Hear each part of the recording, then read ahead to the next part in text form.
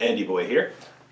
Just a little late getting this video out, but just wanted to show you some of the cool stuff that I picked up at the last Ultimate Hobby and Toy Fair in Victoria, BC this last spring. Actually, it was about 2 weeks ago for me. May 25th and 26th of 2019. It was a fantastic show, as always. Comic books, toys, movies, games, all kinds of great stuff. Lego, hey, I almost forgot Lego. Lots of cool stuff at the, basically I call it the toy show. It happens twice a year down in Victoria in the Perks Arena. I believe that's actually in Saanich rather than Victoria, but that's neither here nor there because I'm here. I'm in an undisclosed location somewhere else on Vancouver Island. So yeah, I go down there a couple times a year. I go to sell things and of course to buy things. But let me just show you some of the cool things that I found. These items are probably things that I will probably 99% sure that I'm not going to sell these items because I have like a personal collection. Then I have a rotating inventory of things that I like to resell. Now, sometimes things will slip from one to the other, but I think most of these things that I got this year, I think I'm going to hang on to because I really like them. And one day I'll show you my entire collection of my keepers and my traders, I guess. Hey, there's a good way to classify them. But for now, here's the things that I found. Okay, first thing I'm going to start with is this sweet pile of miniatures that I got. Now let's see. I'm not real good with zooming this camera, but you can see I got a whole variety of all different kinds of monsters. That's a troll in the green right there. That's a monk, bugbear, werebear, some kind of celestial, some kind of demon. I believe that's called a Tayer, the big white dude. And I got a couple of those. There's a little gnome, some basilisks, another Tayer, yeah, another bugbear, a barbarian. All those dudes, I think this whole group right here, picked them up for about 12 bucks. Oh yeah, and I got a couple of basilisks in there. That was the very first thing I bought at the toy show, and I gotta say, pretty happy with that. Let's continue on, shall we? Okay, this was a steal. You may look at this and go, hey, wait a minute, that's not Captain America. Well, of course, dumbass, that ain't Captain America. But he was only $6. This is Marvel Legends Whirlwind. I think it only says his name. Yeah, right on the back of the package there. Marvel's Whirlwind. In case you're not familiar with him, he is I don't know if he's a mutant or just some dude that got crazy powers. He got tornado powers. Yeah, he basically rides around in a tornado and he can shoot tornadoes and whirlwinds, I guess. I don't recall anything about these blades on his wrists, but I always thought that was part of the Gladiator's gig, you know, Gladiator from Daredevil comics. Anyway, I do know a couple of things about this guy. Yeah, he appeared in one of my favorite issues of the Avengers, number 220. Now, he was part of the new Masters of Evil, I believe, something like that, fighting the Avengers outside the mansion. Anyway, great comic. I know he's been in tons of other Avengers, but that's just my favorite one. Also saw him in the Earth's Mightiest Heroes, Avengers Earth's Mightiest Heroes cartoon, which I absolutely love, and it's such a shame they don't make that anymore. Anyway, I know from that his real name is not Whirlwind, of course. So much glare, gotta take him out of the box. His real name is Dave. He looks like a Dave, I guess. But the sad reality of it is, he's not a popular enough character to even get $10. So yeah, he's a $6 figure. I saw that, I was like, that's a steal. It's gonna look good on my Marvel Legends Villains shelf. So, yeah, yay, go me. Go Dave. Thanks, Dave. Okay, next up, Obi-Wan Kenobi. This is, of course, the Black Series. I don't really know, like, the series numbers of them or anything, but he's number 32. I don't know if there's, like, Series 1, Series 2, blah, blah, blah. I'm sure it says on here somewhere, but I'm basically going to break this guy out of the package right after I'm done this video. Yeah, I mean, who don't love Obi-Wan, right? I mean, check it out. It's got his lightsaber. He's not a ghost, because I didn't want the ghost version, because I think that's cheesy. I don't know, pretty good sculpt on this dude. 15 bucks. Yeah, I guess the reason I got him for a pretty good price is because the box is a little bashed up, but like I said, I don't care. I'm going to take him right out of the package anyway. So yeah, Obi-Wan. You must do what you feel is right, of course. Yeah, thanks, Obi-Wan. And thanks to whoever sold me this. I got a pretty good deal, and I like it. Thanks a lot. Then we got Mr. Luke Cage. Yeah, that's right. He's talking to you. That is the old school Luke Cage you may recognize from comic book covers, not the Netflix Marvel version of Luke Cage, which is pretty cool, pretty badass, but I mean, look at this guy. Look at those cuffs, man. Look at those boots. And that chain. That's fucking badass. Oop, pardon my language. Yeah, he's ready to get some sucker. Always loved his comic books. And I love this figure. It's actually the second one I've owned. I've used to have another one. Bought it off eBay years ago and resold it at a toy show. And now he's back. Back with a vengeance, baby. So yeah, I'm looking forward to putting this guy back up in the shelf. And it's a great addition to Marvel Legends. Always thought so. One of the older series figures. Yeah, not really much more to say than sweet Christmas. What a deal. Thanks again, whoever sold me this guy. I think it was 10 bucks. All right. Party on, Luke. Now here's one super surprise item. I didn't pay anything for this. A guy came up to my table and said, "Hey, do you want this?" And I was like, "Laser tag? What the what? Laser tag, you know, the laser gun thing. It was like a for real game. I mean, you buy the gun, you buy the sensor, you chase your friends around and you shoot lasers at them. You know, it shows you the equipment right here. Here's the, whoa, that's a pretty crazy picture. I don't. Anyway, I kind of flipped through it and I was like, "Dude, are you sure you want to give this to me? It looks like it might be worth something." And he said, "Nah, you know, it's not worth a lot." But I was really interested in it because he pointed out that TSR made this.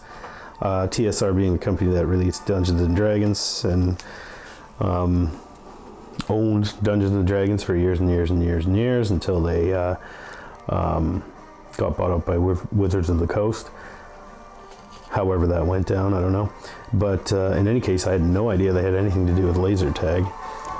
And it was free. Dude just gave it to me. Look at it. It's like gives you kind of like rules. It's even laid out like a Dungeons and Dragons rule book. It's got the same kind of art in it and everything, except everybody in it is playing laser tag. And I guess the point of the book is to like kind of give you ideas of how to play pretend that you're, you know, running around shooting actual lasers at people and not, you know, just infrared or whatever. I don't know the tech, man. I wanted to show you. Oops, hey, that's a good comic. I wanted to show you there's like maps in here, which I thought was pretty cool. Sorry about the horrible camera work. Laser tag jousting. Whoa, sounds dangerous. Anywho, maybe I'll find it some other time and I'll show you. Yeah, there's all kinds of crazy pictures in here. setups for your games. Now, I for one have, I played laser tag in a facility. Oh, here we go. But I've never played laser tag on my own with my friends, and because I guess I probably couldn't afford it in the day. But check it out. You got a neighborhood map. So if I understand this correctly, this map is showing you how to set up a game using multiple people's yards. Now, this was made in the 80s, like 87, I think. And maybe back then it was cool to be running through your neighbor's yards with pretend guns and shooting lasers at each other. But that kind of thing probably is much more difficult and wouldn't go over very well nowadays. Anywho, yeah, that was. I'm really grateful, thankful to the guy that gave me this. I'm sorry I didn't even get your name, but thank you very much. And yeah, it's just a nice little positive perk of the toy show, and I'm really thankful. Okay, I'm going to try and finish this up before my battery dies in my camera. Okay, here's something else I found. Or rather, found me, I suppose. This is it's a Forgotten Realms D&D module, Advanced Dungeons & Dragons, 2nd edition, suitable for all levels of play. Maztica. If you're not familiar, Maztica is like the kind of pseudo-Aztec setting that TSR offered in the late 80s or mid 80s or 90s or whenever that was. Anyway, Maztica, I always thought was super cool. This is more of a like source book on a particular area of the Maztica area, and apparently details the City of Gold. I guess, is that the City of Gold? This dude's like, that's the City of Gold. And this guy's like, hey guys, City of Gold, yo, let's go rob it. Anyway, really cool module. Picked it up from Vorpal Gnome. And I'm really grateful for that. I'm glad he brought this in, and I was able to snag this because I love old TSR stuff, and I'm not 100% sure how much I'm going to use it in my D&D game, but I love it. I think it's super cool. Check it out. It's got I'm guessing it's Mishaka, the City of Gold. And this is like a rough map of the village, and it's got key encounter areas, and, well, not really a village, it's definitely a city. Each one of those things is supposed to be a building, so. Okay, well, I think this is going to be pretty cool. I did take a brief flip through this earlier, and I thought it was pretty neat.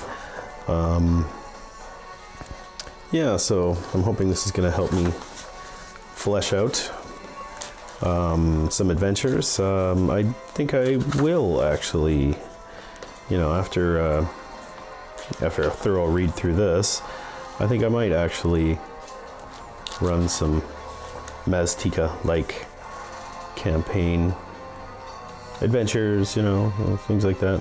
Is that a pumpkin? Mr. Pumpkinhead? I didn't think they had pumpkins. I guess they did. Ooh, and there's a big fold-out map. Oh, that's a cool picture. Reminds me of Apocalypto. That's what I want to do in my D&D game, is Apocalypto. Let's take a look at the map. Okay. Mishaka, City of Gold, which is right there, I guess. And Mountain Lion Tribe, yeah. It's not a whole lot of detail on the map, but it's pretty cool, and it's obviously sets up a cool campaign area here. Looks kind of deserty.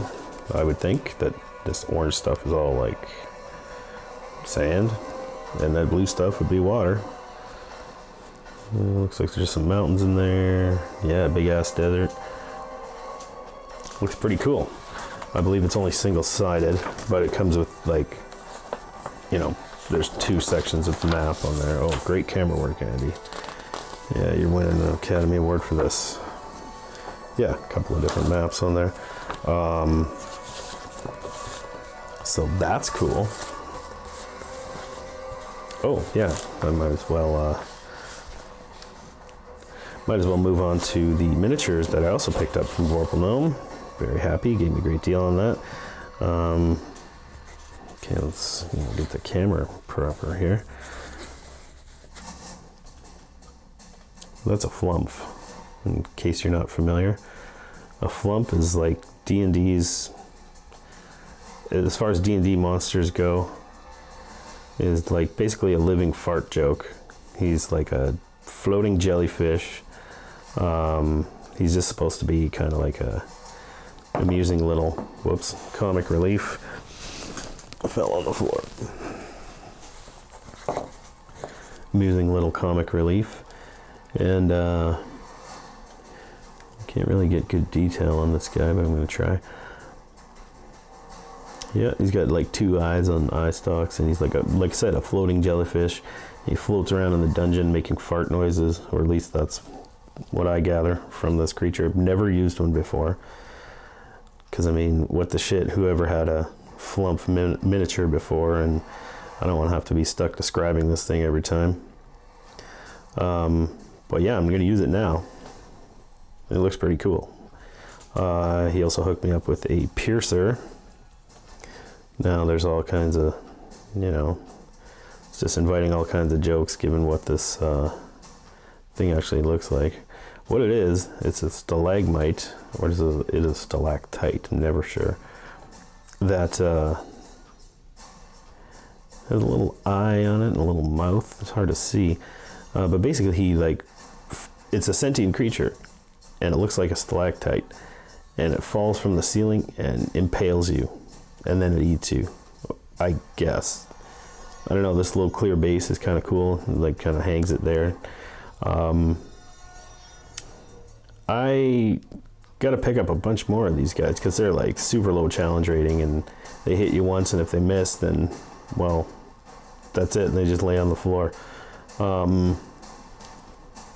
Yeah, pretty neat though. Let's see, got some grungs too, these little frog guys.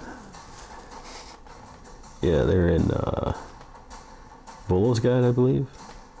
Yeah, little frogmen, perfect for like your Tomb of Annihilation campaign if you have one going. I'm currently playing in one, so I don't really have a use for the miniatures in that game, because all I need is my miniature, right? And this guy, hope you can see it and get over my horrible fingernails and dirty hands, but that is indeed a brain with legs, more rightly called an intellect devourer. But I mean, it's a brain on legs. What does it do? It's actually a pretty powerful creature. It devours your intellect. Basically like stuns you and incapacitates you and feeds on you and eats your brain and replaces itself in your body. And yeah, but I mean, looking at its like normal form here, pretty bizarre. It's a brain with legs. How does it eat? How does it shit? What does it eat? And what does it shit? Answer: it eats your brain and shits out nightmares.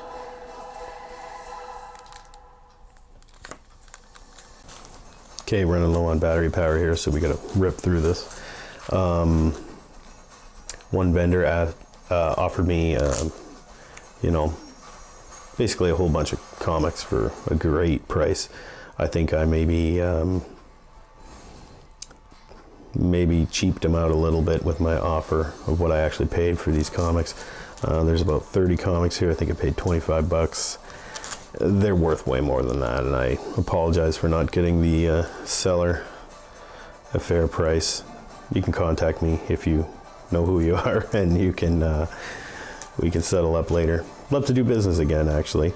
That's pretty much the general theme of the toy show, was everybody trading amongst each other, deals going around. And I really appreciate that. It's because sometimes you really want something but you just don't want to pay for it because you're there to make money, right? But I mean, look at, okay, enough of that. Let's look at the comics that I actually got. World's Finest, Worlds Collide. Don't know anything about that.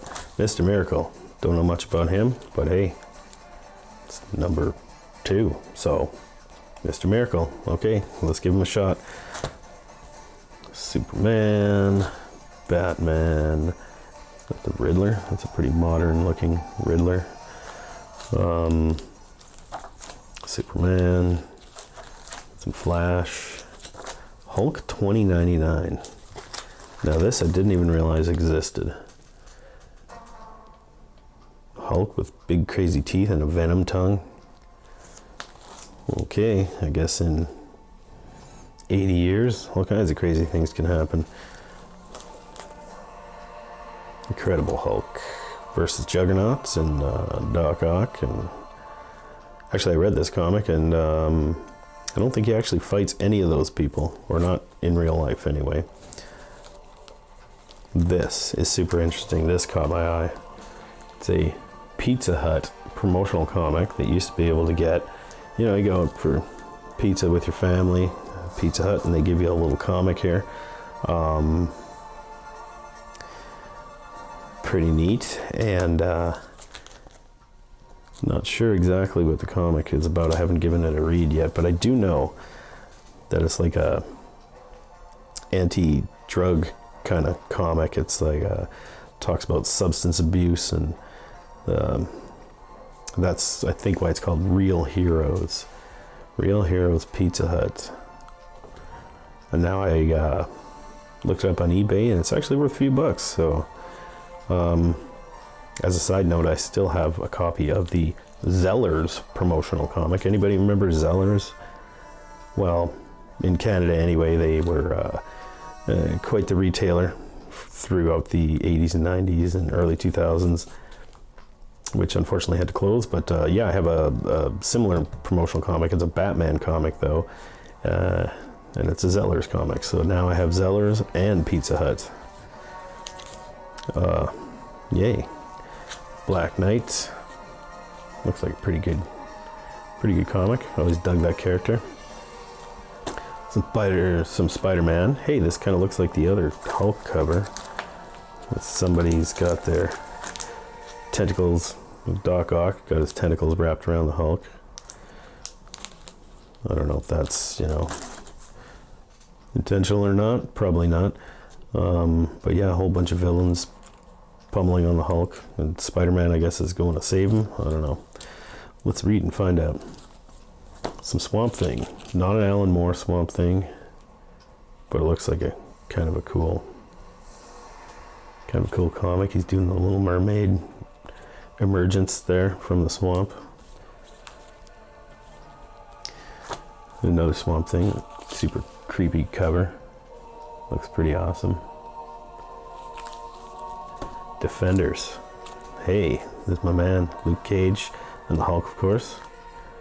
Let's see. I don't know who that is. I'd have to look it up. Doctor Strange, of course.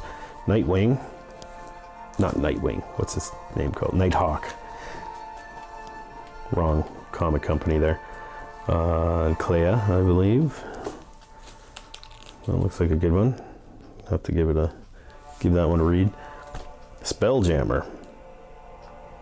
Now, looking at this cover, I do not really want to read this comic, but I did want to own it because Spelljammer was one of the D&D settings I really liked from back in 2nd edition. And I love the concept of, you know, flying around in spaceships and powered by magic. D&D in space is basically what it is. I gave this a quick flip through, and I gotta say the art's not fantastic. It's probably not worth a whole lot, but you know, it's the first issue. It's collectible. You gotta have it. Anyway, I had to have it because I like Spelljammer. Doubt I'll read it though. Total Recall. Didn't realize there was a comic adaptation of this. I'll have to check that out. Predator 2, number 1 of 2. Predator 2, number 1 of 2. I don't know why I got 2 copies, but hey, all right, there it is. Aliens versus Predator. I don't know if I'm going to read this, but it'd probably be better than that Aliens versus Predator Requiem movie. On second thought, I doubt it would be any better. Okay, now here we go. RoboCop. Nothing screams 90s like RoboCop and RoboCop comic books. Action-packed first issue. Let's see. Yeah, I might give this a read. I believe it's probably worth a few bucks too. Not much, but ooh, number 2. That must be a... Oh, it looks like he's getting his ass kicked by a Robo Crook. Oh, and there's the big mecha thing in the back there that shot him up in the first RoboCop movie. Yeah, cool.